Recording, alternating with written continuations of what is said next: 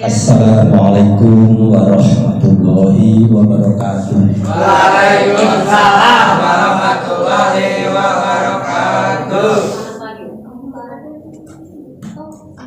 Alhamdulillahirabbil alamin wassalatu wassalamu ala asrofil anbiya'i wal mursalin wa ala alihi wa ashabihi ajma'in, amma ba'du. Yang saya hormati Bapak Wakil Kepala Sekolah Bidang Kesiswaan, Bapak Ibu Guru yang hadir, anak-anakku semua, anak didik kelas 12 lengkap. Berapa persen? 70%. Bagus. Kelas 11 lagi magang. Ada yang hadir? Oh, bagus. Kelas 10 tentu lengkap. Alhamdulillah kita bertemu lagi di bulan Ramadan tahun ini. Tentu kita semua dalam keadaan sehat walafiat. Dan kita sedang melaksanakan saum di bulan Ramadan. Satu budaya dalam bulan Ramadan ini, di sekolahan-sekolahan dilaksanakan pesantren kilat atau smatren, pesantren pintar gitu ya. Jadi aktivitas semacam KBM tetapi lebih bernuansa santri. Ini yang ibu-ibu ini, ibu-ibu pengajian, pakaiannya bagus, pakai gamis. Sebetulnya bapak-bapaknya itu pakai sarung. Fashionnya itu kalau pesantren itu sarung mestinya ya. Dan saya juga keliru ya, nggak pakai sarung. Kalau kiainya itu juga pakai sarung, itu surga. Suatu saat mungkin jadi nuansa santrinya itu akan terasa. Ketemu kiainya cium tangan, dapat barokah. Ya, nanti dalam perkembangannya bisa berlanjut. Ini hari keberapa? 13. Pesantren kita. Keempat, Pak. Alhamdulillah. Saya mengisi materi tentang nuzul Quran. Nuzulul Quran berasal dari kata nuzul dan Al-Quran. Nuzul itu artinya turun, turunnya Al-Quran. Nuzul turun, Quran ya Quran. Jadi turunnya Al-Quran. Para santriwan santriwati sekalian, kalau kalian tadi tadarus, apa yang kalian baca? Tadi tadarus Al-Quran ya, membaca Al-Quran. Apa yang dipegang tadi? Ini kan? Ini namanya mushaf. Berbeda Al-Quran dengan mushaf. Kalau Al-Quran itu wahyu Allah yang diturunkan kepada Rasulullah Muhammad SAW melalui malaikat Jibril, yang diriwayatkan secara mutawatir, dimulai dengan surat Al-Fatihah, diakhiri dengan surat An-Nas, dan membacanya dianggap sebagai ibadah. Itu Al-Quran. Jadi Al-Quran itu wahyu Allah yang ditulis di kitab yang dijilid itu benda itu namanya mushaf Al-Quran. Jadi kalau kita bawa mushaf, isinya teks-teks Al-Quran. Jadi Al-Quran itu wahyu Allah, firman-firman Allah ya, firman Allah yang diwahyukan kepada Rasulullah. Turunnya itu ada dua periode. Yang pertama, periode yang pertama turunnya Al-Quran itu pada malam Lailatul Qadar, berarti ada di bulan puasa, berarti ada di 10 hari terakhir, berarti berada di malam ganjil. itu turunnya Al-Quran. Tahun kapan? Belum diketahui. Bisa jadi sebelum lahirnya Rasulullah, bisa jadi pada saat tahun-tahun zaman dulu itu diturunkan periode pertama, yaitu nuzul Quran. Dari mana? Dari Lauhul Mahfuz ke Baitul Izzah. Lauhul Mahfuz itu adalah dokumen sesuatu yang terjadi, apapun yang ada tercatat di sana sampai pada hari kiamat. Apapun yang terjadi dari ketika diciptakan, Allah menciptakan sampai hari kiamat, apapun, termasuk handphone ini, cincin saya ini, ada dokumennya di kitab Lauhul Mahfuz. Jadi Al-Quran diturunkan secara keseluruhan 30 juz itu dari Lauhul Mahfuz ke langit pertama dunia. Blok, begitu. Itu periode pertama yang diceritakan di dalam Al-Quran. Inna anzalnahu fi lailatul qadar. Sesungguhnya aku turunkan Al-Quran itu pada malam yang dimuliakan, malam yang diberkahi. Nah, itu periode pertama. 30 juz turun, tidak berbentuk mushaf, tapi Al-Quran wahyu Allah sebelum dibawakan ke Rasulullah sudah ada di langit pertama dunia. Allah itu menciptakan makhluknya, itu yang pertama itu kolamun, pena, pulpen. Lalu al-qalam ini diberikan firman oleh Allah, tulislah segala sesuatu yang terjadi sampai hari kiamat. Jadi apapun yang terjadi sudah tertulis di Lauhul Mahfuz. Itulah tadi nuzul Quran yang periode pertama diturunkan dari mana ke mana? Kita harus tahu, karena itu kitab kita. Periode pertama diturunkan dari mana? Dari Lauhul Mahfuz. Lauhul Mahfuz. Lauhul Mahfuz itu tempat dokumen sesuatu yang terjadi apapun dari Allah menciptakan yang pertama sampai hari kiamat itu. Dari Lauhul Mahfuz diturunkan kemana? Langit pertama dunia, Baitul Izzah. Langit pertama dunia itu, langit itu Sab-7 ya. Kalau dalam pandangan kita yang terlihat itu adalah langit yang ke langit yang terbawah ya.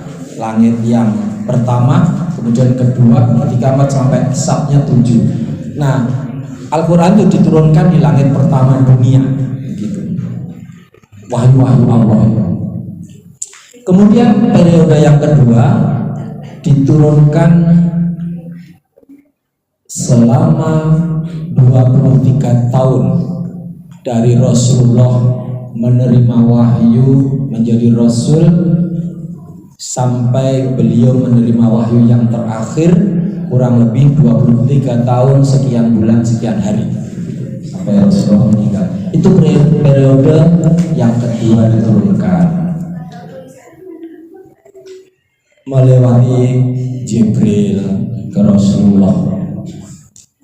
Langsung Allah menyampaikan ke Rasulullah mulai dari Al-Fatihah sampai An-Nas. Ada surat-surat yang diturunkan disebut sebagai periode Mekah, itu surat-surat Makkiyah.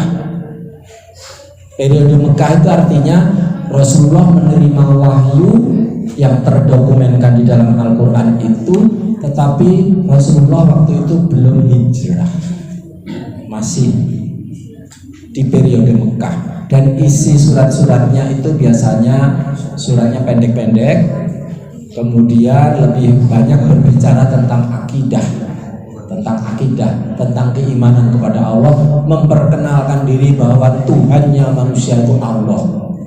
Itu surat-surat Makkiyah periode Mekah.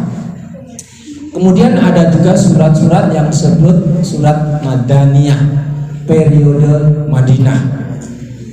Itu surat-surat yang ada di dalam Al-Quran itu diturunkan ketika Rasulullah sudah melaksanakan hijrah ke Madinah. Di Madinah Rasulullah membuat negara Madinah, kota artinya ya. Maka sudah membentuk pemerintahan, ada pemimpinnya, ada rakyatnya, ada peraturannya, ada manajemen ya. Maka surat-surat yang turun itu banyak berbicara tentang hukum, tentang syariat, tentang tata kehidupan sampai keseluruhan. Kalau di periode Mekah itu banyak yang menyangkut akidah, sampai bagaimana cara hidup ini itu sudah lengkap ya di periode Madaniyah. Cirinya surat-suratnya panjang, surat-surat Madaniyah. Nah, baik periode Mekah maupun Madaniyah itulah wahyu turun di periode yang kedua itu selama 23 tahun lebih. Ada 30 juz itu di dalam Al-Quran. Nah, para santriwan santriwati sekalian, Al-Quran itu diturunkan sebagai hudalinnas, petunjuk bagi manusia. Wa bainati minal huda wal furqan. Selain sebagai petunjuk, dia juga sebagai penjelas yang menjelaskan tentang petunjuk itu.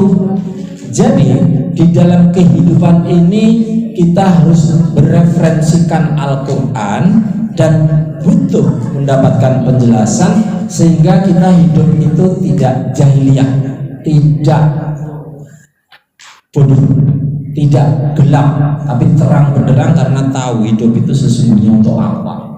Tapi kalau nggak tahu, hidup itu seolah-olah ya mengejar nikmatnya dunia saja. Setelah nggak nikmat pengennya mati. Padahal manusia itu tidak bakal mati. Manusia itu ada dua, fisik dan rohani, jasmaniah dan rohaniah. Jasmani itu fisik, sejak lahir makan tambah gemuk, tambah tua, tambah kurus kadang-kadang, dan akhirnya mati jadi tanah, hilang fisiknya. Tetapi di dalam manusia itu selain ada dimensi rohaniah, dimensi jasmaniah, fisik, ada dimensi ruhaniah. Manusia itu ada ruh. Ruh itu ditiupkan Allah pada fisik manusia ketika di dalam kandungan umur 4 bulan. Jadi kalau 4 bulan itu melakukan aborsi itu sudah membunuh manusia, karena di situ sudah ada ruh, dan ruh itu tidak pernah mati. Ketika kita mati, ruh itu pindah dari alam dunia ke alam kubur, menanti datangnya hari kiamat, dan setelah selesai kiamat dia berada di akhirat. Nasibnya bisa masuk ke surga atau masuk ke neraka. Jadi roh manusia itu tidak pernah mati.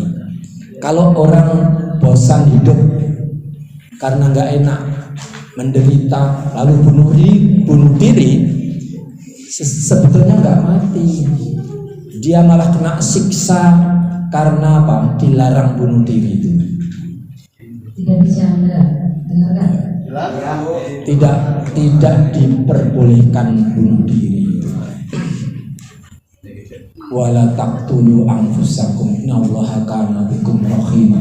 Dan jangan kau bunuh diri kamu, karena sesungguhnya Allah itu penyayang kepadamu. Sehingga orang yang bunuh diri itu mati ya langsung kena siksa gitu, dan nanti pasti masuk neraka karena dia matinya su'ul khotimah, mati dalam keadaan tidak beriman kepada Allah, di akhir hidupnya bermaksiat. Apa bentuk maksiatnya?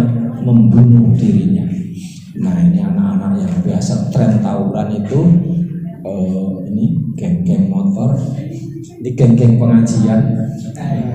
Kadang-kadang itu hidup itu butuh eksistensi, butuh terkenal, butuh hero, maka mencari musuh. Nggak ada musuh dipancing-pancing, ngundang grup di WA, akhirnya jadilah permusuhan. Nah, kadang-kadang sampai membawa alat perang ya, senjata tajam, ya, bukan peniti, bukan pancing, tapi celurit dan kawan-kawannya itu.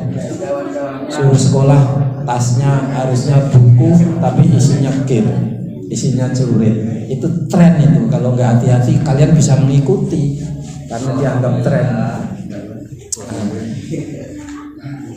Tawuran mati itu sama dengan hadir di datang di lokasi tawuran itu ingin membunuh dirinya sendiri. Yang membunuh maupun yang dibunuh sama-sama berdosa. Yang terbunuh karena dia mendatangi tempat untuk tawuran mati, ya matinya su'ul khotimah, akhir hidupnya jelek, dan itu dilarang, masuk neraka. Dicatat isi ya.